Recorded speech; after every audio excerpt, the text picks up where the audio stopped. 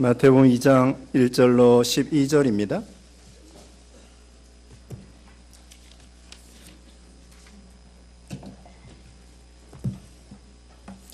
마태복음 2장 1절 말씀. 헤롯 왕 때 예수께서 유대 베들레헴에서 나심에 동방으로부터 박사들이 예루살렘에 이르러 말하되 유대인의 왕으로 나시니가 어디 계시냐? 우리가 동방에서 그의 별을 보고 그에게 경배하러 왔노라 하니 헤롯 왕과 온 예루살렘이 듣고 소동한지라. 왕이 모든 대제사장과 백성의 서기관들을 모아 그리스도 어디서 나겠느냐 물으니 이르되 유대 베들레헴이 오니 이는 선지자로 이렇게 기록된 바 또 유대 땅 베들레헴아 너는 유대의 고을 중에서 가장 작지 아니하도다. 내게서 한 다스리는 자가 나와서 내 백성 이스라엘의 목자가 되리라 하였음이니이다. 이에 헤롯이 가만히 박사들을 불러 별이 나타난 때를 자세히 묻고 베들레헴으로 보내며 이르되 가서 아기에게 대하여 자세히 알아보고 작거든 내게 구하여 나도 가서 그에게 경배하게 하라. 박사들이 왕의 말을 듣고 갈새 동방에서 보던 그 별이 문득 앞서 인도하여 가다가 아기는 곧 위에 머물러 서 있는지라. 그들이 별을 보고 매우 크게 기뻐하더라. 집에 들어가 아기와 그의 어머니 마리아가 함께 있는 것을 보고 엎드려 아기께 경배하고 보배를 열어 황금과 유황과 몰약을 예물로 드리니라. 그들은 꿈에 헤롯에게로 돌아가지 말라 지시하심을 받아 다른 길로 고국에 돌아가니라. 아멘. 오늘 본문은 마태복음 2장 1절로 12절 동방 박사들이 예수님을 찾아오, 그런 제목으로 말씀을 증거하겠습니다. 예수님께서는 육신을 입고 이 세상에 2000년 전에 이 땅에 오셨죠. 그런데 예수님께서는 원래는 하나님의 아들로서 삼위일체 하나님으로서 예수님의 그 신성이라고 말을 합니다. 하나님의 아들 신성으로는 삼위일체 하나님으로서 성부, 성자, 성령으로서 영원 전부터 우리 성부 하나님과 같이 계시던 그 예수님, 성자 예수님이셨던 것이죠. 그래서 요한복음 1장 1절에는 태초에 말씀에 계시니라, 이 말씀이 하나님과 함께 계셨으니 이 말씀은 곧 하나님이라 말씀했습니다. 그러니까 예수님은 삼위일체 하나님으로 성부, 성자, 성령, 그 성자 예수님께서 삼위일체 하나님으로서 신성으로서 언제부터 계셨는가 하면요, 하나님은 스스로 계신 자로서 말 그대로 영원 전부터 우리 인간의 시간의 개념으로 측량할 수 없는 영원 전부터 삼위일체 하나님이 스스로 계신 하나님이십니다. 그래서 그 하나님의 아들이 사람의 몸을 입고 이 세상에 오시게 된 거죠. 그래서 사람의 몸을 입고 오셨다 해가지고 인성이라 말합니다. 인성. 신성과 인성이죠.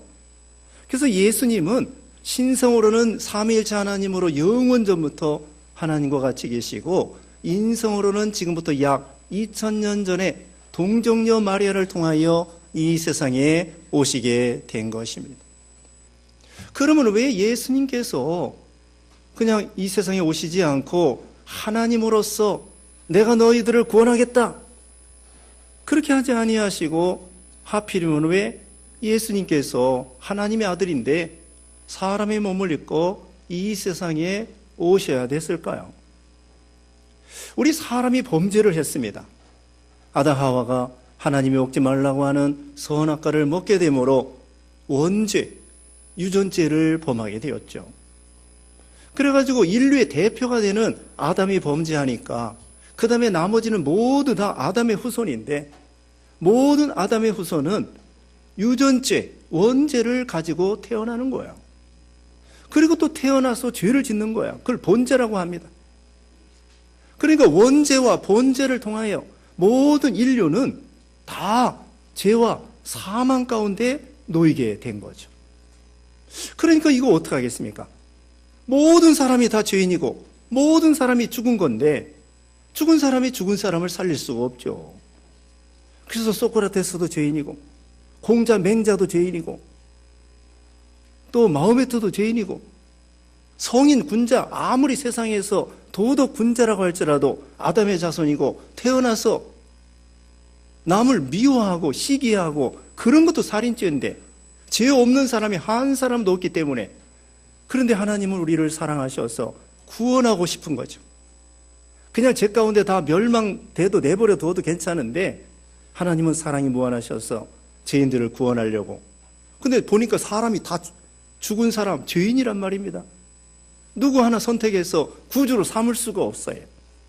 그래서 하나님께서는 하나님 자신이 성부, 성자, 성령 삼위일체 하나님 중에 성자 예수님이 사람의 몸을 입고 이 세상에 오시게 된 것이죠. 근데 또 보통 사람의 그냥 아빠와 엄마를 통하여 이 세상에 오면 안 되겠기 때문에 하나님께서는 유전자가 없는 동정녀를 통하여, 물론 동정녀 마리아도 죄인입니다. 그렇지만 남자 상관없이 예수님께서는 성령으로 잉태하셨기 때문에 유전자가 없고 본제가 없고 원죄가 없어서 예수님은 사람의 죄를 해결하고 구원할 수 있게 되신 거죠. 그러니까 죄 없는 예수님이 죄 있는 우리를 구원할 수가 있는 것입니다. 그래서 예수님은 하나님의 뜻 가운데에 사람의 몸을 입고 동정녀 마리아를 통하여 성령에 의해서 이 세상에 오시게 되었죠. 예수님이 2000년 전에, 약 2000년 전에 유대 땅 베들레헴에서 탄생하게 된 건데, 근데 예수님이 탄생하는 것은 초림이라고 합니다. 아기 예수님으로 오실 때. 근데 그것은 그 아담 때부터 여인의 후손으로 예수님이 오실 거. 지난번에 말씀드린 대로 아브라함에게 내 자손 가운데 그리스도 보내주겠다. 이삭, 야곱, 모세, 그 구약시대의 그 많은 성도들에게 선자들을 통하여 앞으로 메시아를 보내주겠다. 그리고 메시아 보내주기 전에 엘리야를 보내주겠다. 그 엘리야가 세례 요한이라고 그랬죠. 그 예언대로, 하나님의 성경 말씀대로 예수님이 지금부터 2000년 전에 오시게 되었는데, 구약 성경의 선자들을 통하여 예언한 대로 예수님이 그렇게 오시게 된 것입니다. 예수님이 탄생했을 때에 여기 오늘 본문에는 동방 박사들이 멀리에서 찾아오게 됩니다. 근데 이 동방 박사들이 예수님에게 경배하기 전에 제일 먼저 아기 예수님에게 찾아와서 경배한 사람이 누구일까요? 그건 바로 베들레헴 성 밖에 있는 목자들이었습니다. 누가복음 2장 1절 이하에 보면은 예수님께서 베들레헴에서 탄생하게 돼요. 왜 예수님께서 베들레헴에 탄생하게 됐냐? 그것도 성경 말씀을 이루시는 것입니다. 미가 5장 2절에 보면은 오늘 본문에도 나와 있는데, 유대 땅 베들레헴이 유대 고을 중에 가장 작지 아니하도다. 내게서 왕이 태어난다는 것입니다. 베들레헴에서. 그 원래 다윗의 그 고향이 이 베들레헴이에요. 그리고 예수님도 다윗의 자손이고, 예수님의 부친 모친이 원래는 나사렛 사람이에요. 갈릴리 호수 거기 북쪽, 거기 부근에 나사렛이 있었는데, 이 요셉과 마리아가 거기서 살고 있었어요. 거기서 살고 있는데 그 당시에는 이 유대 나라가 로마 나라의 지배 아래에 있었어요. 식민지란 말이죠. 속국이란 말이죠. 그런데 갑자기 로마 황제 가이사 아구스도가 천하를 호령을 하면서 호적을 하라 그러는 거야. 왜냐면은 인구조사에서 세금을 정확하게 잘 거두기 위해서. 근데 인구조사를 할 때에, 호적하라고 할 때에 고향으로 가야 된대. 그래서 요셉과 마리아가 다 다윗의 자손으로서 베들레헴까지 한 7, 80km를 걸어서, 그렇지 않으면 나귀를 타고 베들레헴까지 온 거예요. 근데 이미 마리아는 잉태해서 곧 아이를 출산할 때가 가까운 거죠. 그래가지고 베들레헴 왔는데, 베들레헴에 고향을 둔 사람들이 다 몰려와가지고 그 작은 동네에 여관이 옛날에 시골에 여관 별로 없어요. 몇 개 되지도 않는데 여관은 꽉 차고, 그리고 또 예수님의 부친 모친은 가난해요. 목수이기 때문에. 가난해가지고 여관 들어갈 돈도 없었는지 모르겠어요. 어쨌든 예수님께서 마구간에서 태어나게 된 거예요. 이것은 하나님의 이것도 우리에게 구주로서의 표적을 보여주는 것입니다. 왜? 우리 예수님은 날 때부터 고난을 당하시는 거예요. 고난.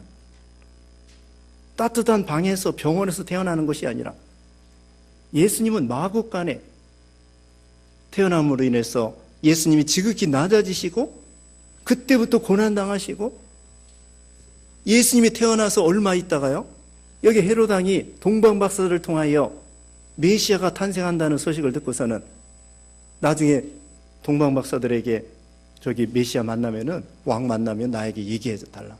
내가 경배하겠다. 거짓말하는 것입니다. 그 예수님을 죽이려고. 그래서 천사가 요셉과 마리아에게 도망가라고 그랬습니다. 그 예수님이 난 지 얼마 되지도 않는데 한 달도 안 됐습니다. 갓난아기 때 나귀를 타고 여기 동방박사들이 예수님에게 드렸던 황금과 유향과 몰약을 저기 여비 삼아가지고 나귀를 타고 가는 거예요. 근데 아기가 목도 가누지 못하는데 흔들흔들 하면서 찔룩찔룩 하면서 나귀를 타고 120km나 되는 애굽으로 가는데 하루에 20km씩 간다고 해도 일주일을 가야 됩니다. 일주일을 나귀를 타고 해가 지면은 노숙을 하면서 외국에 망명하는 것처럼 헤롯이 죽이려고 하니까 거기서 얼마 동안 살다가 헤롯이 죽은 다음에 나사렛에 가서 살게 되었죠. 그래서 예수님은 이 세상 태어날 때부터 고난의 종으로서 우리를 위해서 고난당하시고 인성을 입고 불편하시고 수치를 당하시고 멸시를 당하시고 결국 우리를 위해서 십자가에 모진 고통을 당하시고 3일 만에 부활하시고 승천하시고 이제 영광 중에 재림하시는 거예요. 초림했을 때에 예수님을 영접한 사람들 많지 않습니다. 베들레헴 성 밖에 있는 목자들이 예수님 탄생하는 소식을 천사를 통하여 들었는데 베들레헴 성 밖에 목자들이 수십 명, 수백 명 됐을 거예요. 근데 수백 명이 그 마구간에 다 몰려와가지고 그 아기 예수님께 경배했다, 그런 말 없어요. 그냥 몇십 명? 몇 명? 천사들이 그 몇 명, 몇십 명에게 가르쳐줘서 그 사람들이 예수님에게 경배했다고요. 그러면 어떤 목자들이 예수님에게 경배했을까요? 깨어있는 목자, 자기 양을 지키는 목자, 예수님의 초림을, 메시아를 간절히 고대하던 그런 목자들에게 천사가 나타났지, 졸고 잠자고 방탕하고 이런 사람들에게는 천사가 나타나지 않았던 거죠. 요한복음 1장 11절에도 이렇게 말하고 있죠. 예수님이 자기 백성에게 왔는데 자기 백성들이 영접하지 않았다고 그랬어요. 오히려 오늘 본문에는 동방박사들이 멀리서 별을 보고 예수님을 찾아온 거예요. 정작 베들레헴에서 탄생했는데도 베들레헴 성 밖에 몇몇 목자만, 성 안에? 몰라요. 몇몇 사람만 예수님을 영접하고, 동방박사들은 외국인인데, 이방인인데 예수님을 영접하고 처음에 왔는데 몰라보는 거야. 또 예수님이 하나님의 일을 30살에 시작했는데 그때도 그렇게 이적을 베풀고 병 고쳐주고 물 위로 걸어가고 빵 5개 물고기 2마리로 5,000명 먹이고, 그래도 또 믿는 사람도 있지만 그래도 몰라가지고 당신이 그리스도입니까? 그렇게 예수님을 영접하지 않은 사람들이 많다는 거죠. 오늘날도 성탄절이라고 하면서 주인공이 예수 그리스도인데 산타클로스가 주인공이 돼버리고, 이런 참 엉뚱한, 그래가지고는 세상 사람들은 돈 벌려고 뭐 반짝반짝 추리를 백화점 같은 데 보면은 멋있게 해놓고 그거 다 돈 벌려고 하는 것인데, 그러면서 예수님께 경배하러 오면 얼마나 좋아요. 근데 경배하러 오는 사람 많지 않단 말입니다. 그래서 이게 동방박사들이 멀리서 별을 따라왔는데, 이 사람들은 그 동방이라고 하면은 요즘 말하면은 이라크, 이란 지방이에요. 옛날에는 메데 페르시아, 그 다음에는 바벨론, 그런 지방이었습니다. 근데 그 사람들이 어떻게 별이 나타났다고 해가지고 유대 땅으로 왔을까요?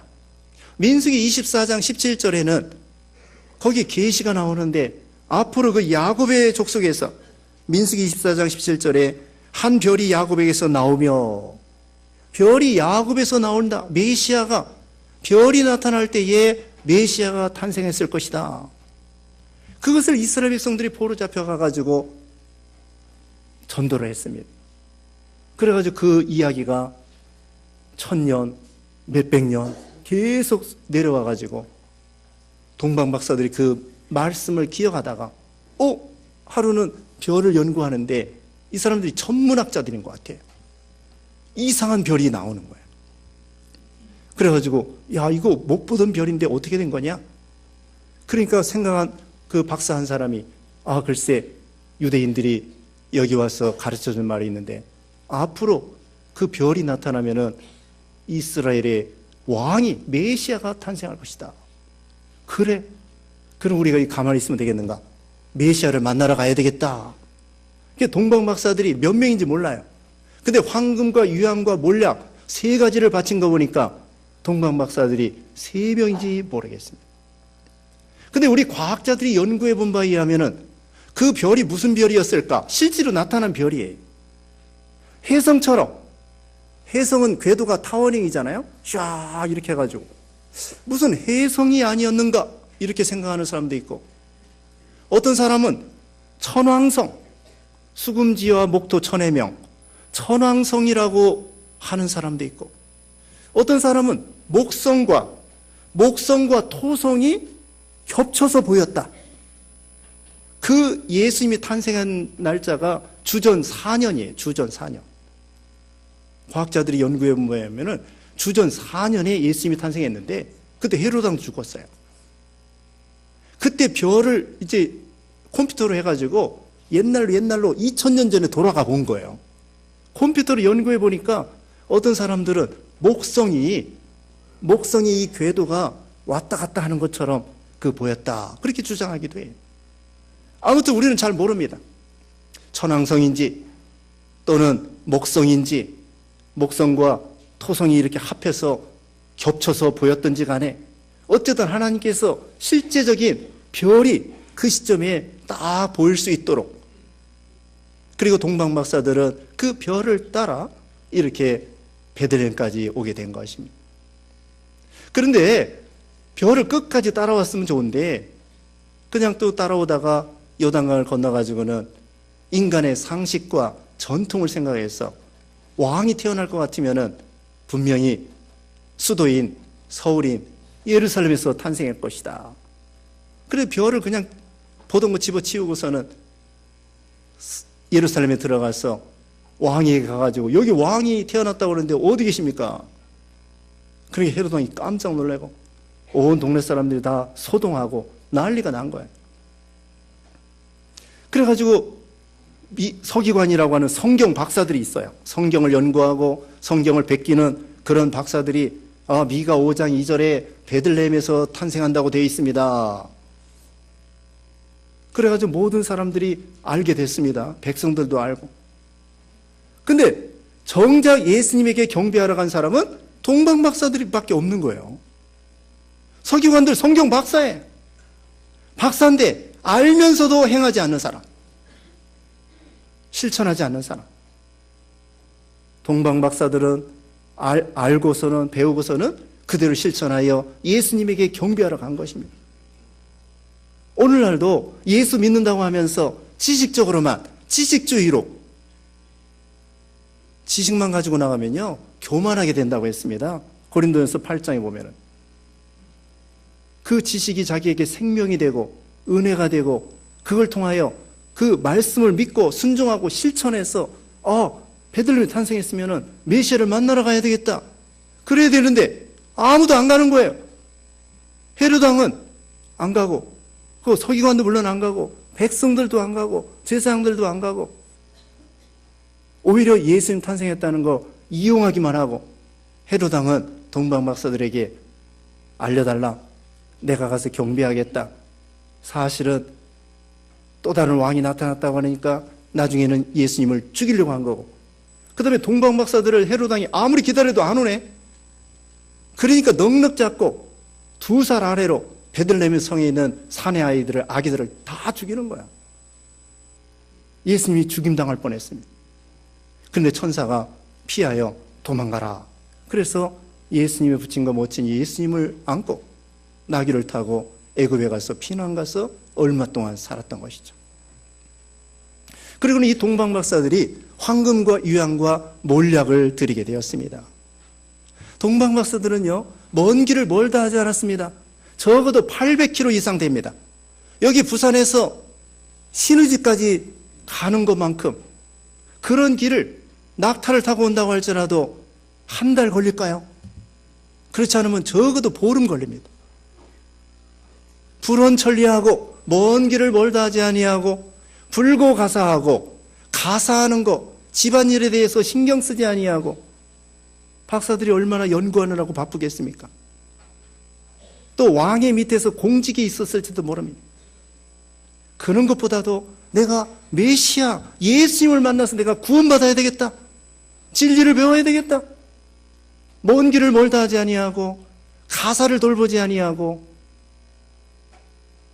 불원천리, 그 다음에는 불고가사, 불사노고, 이계서 목사님이 그렇게 말했어요. 불사노고, 노고를 노고로 생각하지 아니하고 먼 길을 찾아왔다는 것입니다. 오늘날 우리도 예수님에게 예배하러 올 때에 먼 길을 멀다 하지 아니하고 와야 됩니다. 아, 멀리 이사 갔으니까 이제 저기 교회, 가까운 교회 가야 되겠다. 그게 아니라 멀리서라도 찾아오면은 하나님께서 은혜가 더 큰 은혜를 주셔요. 오히려 가까운 사람이 지각이에요. 오늘 지각한 사람, 가까운 사람이 아마 지각했을 거예요. 학교 다닐 때도 보면은 가까운 아이들이 지각해. 멀리 있는 사람들은 일찍 와서 불원천리하고 먼 길을 멀다 하지 아니하고 박사들이 바쁜 중에도 또 박사들이요, 교만하기가 쉬워요. 지식이 많기 때문에, 아는 것이 많기 때문에. 우리 예수님께서 그랬잖아요. 어린아이와 같지 아니하면은 천국에 들어갈 수 없다. 부자가 교만하기 쉽고 지식 있는 사람들이 교만하기 쉬운데 박사들이 겸손하기 어려워해요. 근데 박사들이 적어도 나이가 많았을 텐데 저 작은 아기에게 메시아라고 해서 경배하고 예물 드리고 겸손하고 참 이 박사들이 그게 믿음입니다. 자기가 가지고 있는 지식, 그게 예수님에 비해서 뭐가 되겠어요? 우리 예수님은 창조주이셔요. 신성으로는 하나님의 아들로서 창조주인데 인간이 지혜가 있다고 해서 얼마나 지혜가 있습니까? 우리가 천국에 대해서 얼마나 압니까? 구원에 대해서 얼마나 알고 또 이 세상의 천지 만물에 대해서 산에 벌레에 대해서 압니까? 동물에 대해서 압니까? 우리가 아는 게 얼마나 됩니까? 다른 사람보다 조금 더 아는 건데. 그래서 이 동방박사들이 지식이 많은데도 불구하고 겸손하게 아기 예수님에게 경배하고 감사하고 예배드리고 그 다음에는 구원받고 예수님을 믿음으로 구원받고 하나님 예수님에게 예물을 드리고 황금과 유향과 몰약은 이것은 황금은 왕에게 드리는 제물이고 유향은 선지자에게 드리는 제물이고 몰약은 제사장에 드리는 제물이에요. 예수님에게 그 메시아로서의 합당한 제물을 드리게 된 것입니다. 그래서 예수님은요, 예수님의 부친과 모친은 그걸 가지고 애굽에 피난 갈 때 여비로 사용하는 거예요. 나귀도 사고 그 다음에 먹을 것도 사고 황금과 유향과 몰약 다 비싼 것입니다. 그거 가지고 애굽에 피난 생활하면서 그 돈 가지고 먹고 사신 거예요. 예수님 생명을 살리는 것입니다. 오늘날 우리가 하나님 앞에 드리는 예물이 교회를 세워나가며 전도해서 생명을 살려나가는 것이며 예수님의 몸된 교회를 세워나가는 거예요. 예수님을 대접하는 거죠. 그래서 그거 가지고 예수님이 피난 가셔서 무사히 돌아올 수 있도록 그렇게 여비로 사용되었다는 것입니다. 그래서 우리도 참 지식적으로만 아는 것이 아니라 동방박사들처럼 베들레헴 성 밖에 있는 그 천사들의 소식을 들은 그 목자들처럼 하나님 앞에 경배하고 예배하고 감사하고 영광 돌리고 늘 임마누엘 예수님이 우리를 하나님의 아들이신데 우리를 너무나 사랑해서 그럴 필요도 없는데 고난받을 필요도 없고 그런데 우리를 위해서 낮아지시고 고난당하시고 죽으시고 살아나주시고 이 하나님의 무한한 사랑에 감사, 영광, 찬양 또 예수님을 늘 마음에 모시고 주님과 임마누엘 예수님과 동행하고 그런 여러분들 되시기를 주님의 이름으로 축원합니다. 기도하겠습니다. 거룩하신 하나님 감사합니다. 우리가 죄로 인해서 멸망당하여 마땅한 저희들인데 하나님의 아들 예수 그리스도께서 이 땅에 오셔서 우리를 구원하시기 위해서 낮아지시고 고난당하셔 이렇게 오늘 성탄절을 맞이하여 기념하게 해주신 걸 감사합니다. 하나님 앞에 감사와 영광을 돌리고 늘 하나님께 찬양하며 예배드리며 순종하여 하나님을 기쁘게 해드리는 우리 모두가 되게 해 주시옵소서. 예수님의 이름으로 기도드리옵나이다. 아멘.